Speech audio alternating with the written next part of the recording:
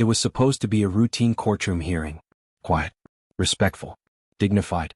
But when a decorated black Navy SEAL walked into the room, wearing his uniform with pride and a heart full of discipline, he didn't expect to be disrespected, let alone assaulted, by the very person sworn to uphold the law.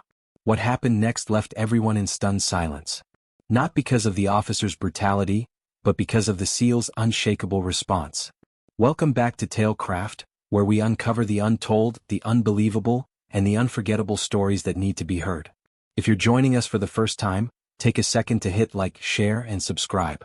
We've got stories that will move you, challenge you, and change the way you look at the world.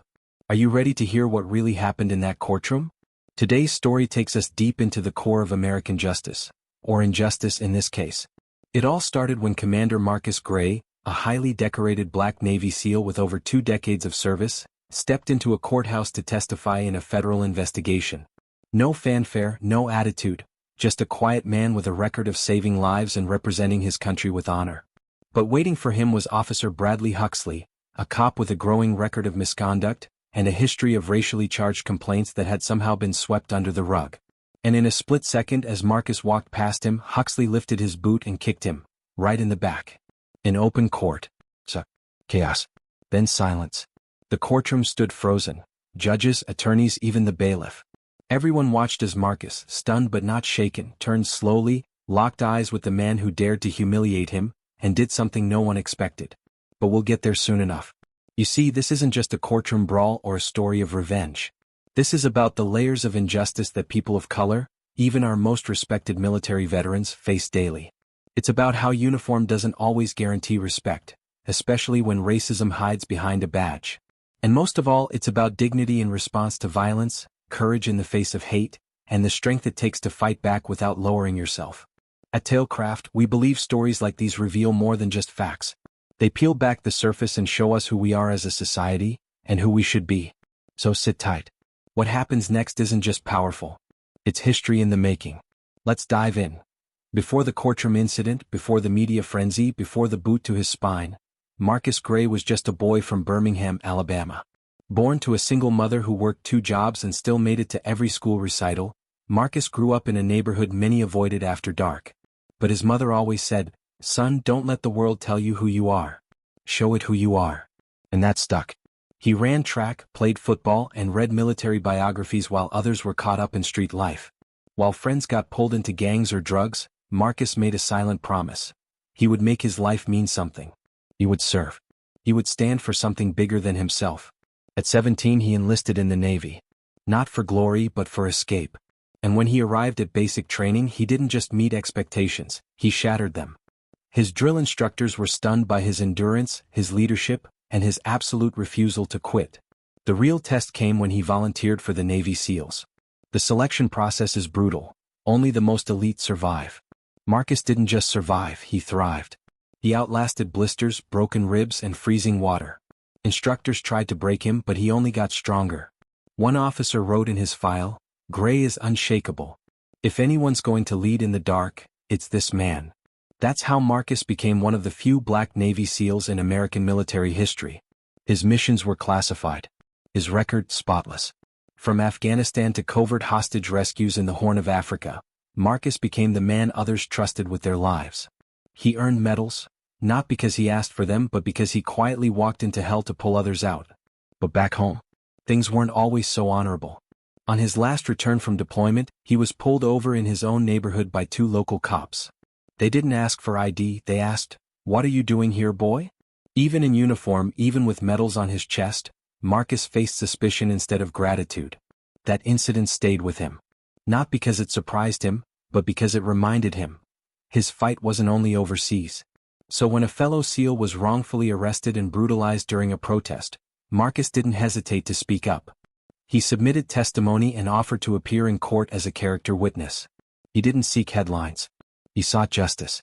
That's how he ended up in that courthouse, walking in quietly in full dress uniform, expecting to speak truth, not be attacked. Little did he know that Officer Huxley, who had arrested his fellow SEAL, would also be standing there, full of rage, ego, and prejudice. Marcus saw the contempt in Huxley's eyes before the boot landed. But he stood tall like he always did. Because Marcus Gray wasn't just representing himself. He was carrying every soldier who'd ever been overlooked, every hero who was never thanked. That's the man who was kicked, hard, deliberately, and in front of the entire court. But even more powerful was what Marcus did next. Not violence. Not shouting. He turned slowly, stared Huxley down with a calm that made the air feel electric and said, "You just kicked the wrong one." Those 6 words weren't a threat. They were a promise. And they marked the beginning of a chain of events that would shake the courthouse, spark national outrage, and bring long-buried truths into the light. Because Marcus Gray wasn't just any man in a uniform. He was a mirror, and when people looked into him, they saw their own biases, their own cowardice, and the undeniable strength of a warrior who refused to be broken. In the tense stillness of the courtroom, you could hear a pin drop. The bailiff had just shouted for order, but no one dared to breathe. Faces turned. Eyes widened. And at the center of it all was Darius Cole, a decorated Navy SEAL who had served 4 tours overseas, trained in covert operations, and survived battles most men wouldn't dare imagine. Moments earlier, he'd been humiliated in front of dozens of people, kicked by a uniformed cop in a courtroom where justice was supposed to reign. But now he was standing tall, calm, collected, like a storm gathering strength. The officer, Deputy Mason, didn't expect the man he kicked to rise with such grace. Maybe he thought Darius would back down. Or maybe he thought his badge would shield him. But what Mason failed to understand, and what the crowd was just beginning to realize, was that Darius Cole wasn't just a SEAL. He was a living embodiment of dignity, discipline, and restraint forged through unimaginable hardship. And the line had just been crossed. Darius didn't strike first. He didn't lunge or shout. He looked to the judge and in a voice that somehow shook the air without yelling said, "Your Honor, am I under arrest? Because if not, this man has just assaulted a federal witness in your courtroom." His words sliced through the silence. The judge, an older man with years behind the bench, fumbled for words. He had seen disrespect in court before, but never like this. Never against a man wearing the trident of the SEALs. The murmurs began. A woman gasped. Someone stood up to film. And then, in a flash, Mason stepped forward again, perhaps realizing his mistake, perhaps blinded by ego, but this time he grabbed Darius by the collar. That was his last mistake. In a blur of motion, Darius reacted. One move. One sweep. One train counter. Mason was on the ground, groaning, disarmed, and humiliated. Darius didn't punch. He didn't break bones. He simply neutralized a threat, the way he had been trained to do by the very country Mason claimed to serve. The courtroom erupted. Lawyers shouted. Spectators clapped. And then, silence again. Not out of fear but respect. The judge stood slowly. "Deputy Mason," he said, voice quivering, "you're relieved of duty. Bailiff, take his weapon and escort him out. Mr. Cole, please remain." The balance had shifted. In a place where power often went unchecked, where uniforms sometimes carried more weight than justice, something pure had just happened. Darius didn't ask for applause. He didn't need it. He stood in the middle of a broken system and reminded everyone what courage looks like, not in violence but in measured defiance. And for the first time that day the law began to work. Outside, the news vans had already begun to swarm. People who had only come for a traffic hearing or a civil dispute were now texting their families, "You won't believe what just happened in courtroom 3. Social media was about to explode. But inside those 4 walls, the man who had been kicked and mocked had just become something more. Not just a soldier, not just a witness, but a symbol. A line had been drawn. And from this moment forward, justice had no choice but to answer. Would the system hold up? Would Darius face punishment for defending himself? Or would the courtroom finally do what it was built to do? The next chapter was about to begin. The courtroom had never been so still. You could have heard a pin drop when the racist officer, now standing tall and proud after his cowardly attack, smirked as if he had proven something. The black Navy SEAL, still composed, slowly pushed himself up from the cold courtroom floor. His eyes, calm and laser-focused, locked on the officer with a steadiness that sent chills through everyone watching. No anger. No fear. Just resolve. The judge, still banging his gavel, shouted for order, but the spectators in the gallery were too stunned to speak. Something in the air shifted, heavy, silent, and electric. The SEAL stepped forward. The officer raised his hands as if expecting retaliation, but what came next wasn't physical. The Navy SEAL reached into his jacket and pulled out a small laminated card. He handed it directly to the judge without saying a word. The judge read it. His brows shot up in disbelief. Then realization. That card was a direct presidential commendation, signed, sealed, and classified for a mission not even the courtroom security had clearance to know. The officer's smirk vanished as whispers filled the room. Even the bailiff stepped back, suddenly unsure of everything he believed. The prosecutor stood up. "Your Honor," she said, her voice firm, "this man is not just a Navy SEAL, he's part of a Tier 1 unit, the very team that neutralized a high-value terrorist target last year. The footage was never released for national security reasons." The judge nodded slowly. The defense attorney for the officer tried to object, but the courtroom's energy had shifted entirely. From that moment forward, it was no longer about a courtroom scuffle. It was about respect, dignity, and the unthinkable crime of attacking an American hero based solely on the color of his skin. Suddenly, a woman stood up from the back of the courtroom. Her voice broke the silence. "He saved my daughter," she said, pointing at the Navy SEAL. "In a foreign country, in a building under siege. He carried her to safety while bullets flew. He didn't care about her color, religion, or anything else. Just saved her." Murmurs turned into claps. Then one man stood. "He's a hero."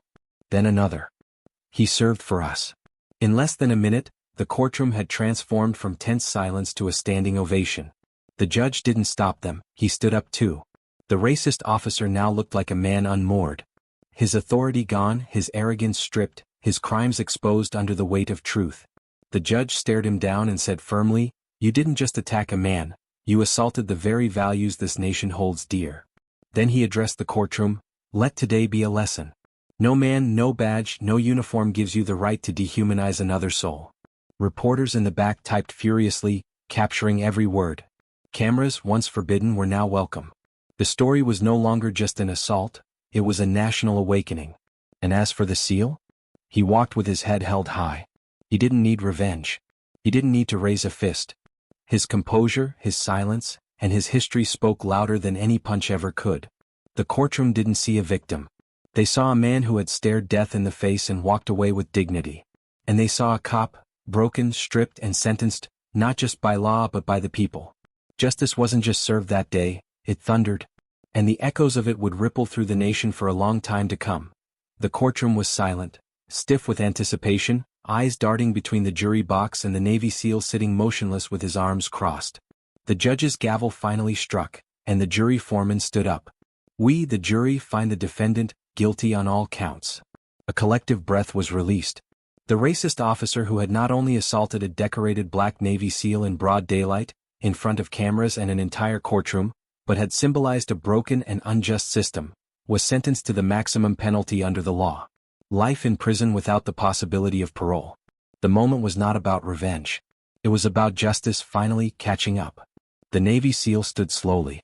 Not with pride or anger but with calm dignity. He didn't gloat, didn't speak. He simply nodded toward the judge in respect, turned and exited the courtroom. Outside, the media had gathered like bees to honey. Microphones flew toward him, but he said only one thing before stepping into the waiting car. "Respect isn't given by rank or uniform, it's earned through action." That one sentence was replayed for days across every major network. It sparked conversations not only about racism in law enforcement but about the importance of character and discipline, especially from those who wear a badge or a uniform. As the disgraced officer was led out in cuffs, handcuffed just like the many people he had mistreated during his career, there was no applause, no shouts of victory. Only a quiet acknowledgement from those in the courtroom. Even among some officers present, some white, some black, there were nods of agreement. Change didn't come easy in institutions that had long resisted it. But this case, this verdict, made one thing crystal clear. Actions, no matter who commits them, carry consequences. And America was done making excuses for men who used their badge to justify hate. Back at the courthouse steps, the Navy SEAL was joined by his wife and daughter. His little girl tugged his sleeve and whispered, "Daddy, are you a hero now?" He smiled down at her and replied, "Only if people learn from what happened today." That line, caught on one reporter's microphone, went viral. It wasn't about ego, it was a call to reflection, to action, to growth. Across the country, that moment became symbolic of something larger. That heroes aren't just those who fight wars abroad, but those who confront injustice at home, calmly, firmly, and with honor. And now we turn to you, our viewers at Tailcraft. What are your thoughts? Did this story shake something inside you? If you're new here, make sure to like, share, and subscribe for more powerful true tales that inspire, challenge, and provoke thought. And don't forget to drop your thoughts in the comments. Because conversations like this, they're how change begins. Until next time, stay strong, stay awake, and stay human. This is Tailcraft signing off.